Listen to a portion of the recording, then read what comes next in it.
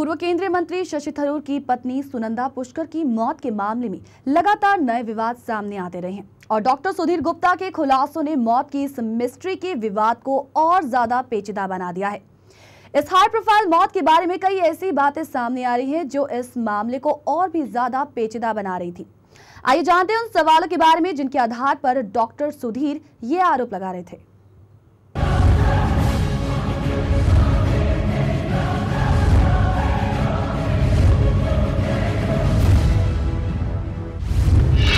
इस मामले में कुछ बातें जाननी भी हैं जरूरी। पूर्व केंद्रीय मंत्री शशि थरूर की पत्नी सुनंदा पुष्कर की मौत के मामले में पल पल नए खुलासे होते जा रहे हैं। ऐसे में सुनंदा की पोस्टमार्टम रिपोर्ट से जुड़े विवादित बिंदुओं पर डालिए एक नजर। सुनंदा पुष्कर की पोस्टमार्टम रिपोर्ट को लेकर रहस्य और गहरा गया है। सूत्रों के मुताबिक सुनंदा के शरीर में ना तो किसी जहर ना ही किसी डिप्रेशन की दवा के सबूत मिले हैं।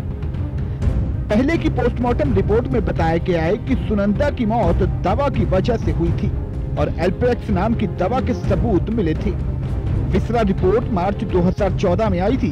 नए खुलासे से पोस्टमार्टम को लेकर शक पैदा होना स्वाभाविक है। इस नए खुलासे से जांच अधिकारी भी सख्ते में हैं, जिन्होंने सुनंदा के होटल के कमरे में एल्प्रेक्स की करीब खाली स्ट्रिप मिली थी। अगर विसरा रिपोर्ट सही है तो ये माना जाएगा कि सुनंदा ने दवाई की सही खुराक ली थी और एल्प्रेक्स की खाली स्ट्रिप जांच अधिकारियों को गुमराह करने के लिए रखी गई थी। पुलिस ने सुनंदा के कमरे से एल्प्रेक्स की 2 स्ट्रिप बरामद की थी। एक स्ट्रिप में 15 गोलियां होती हैं। एक स्ट्रिप बिल्कुल खाली थी और दूसरी में 3 गोलियां बची थी।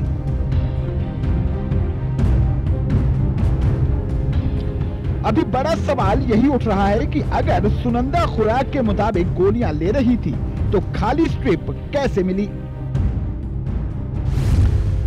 पोस्टमार्टम रिपोर्ट में यह भी लिखा है कि सुनंदा के शरीर पर जख्म के 15 निशान थे।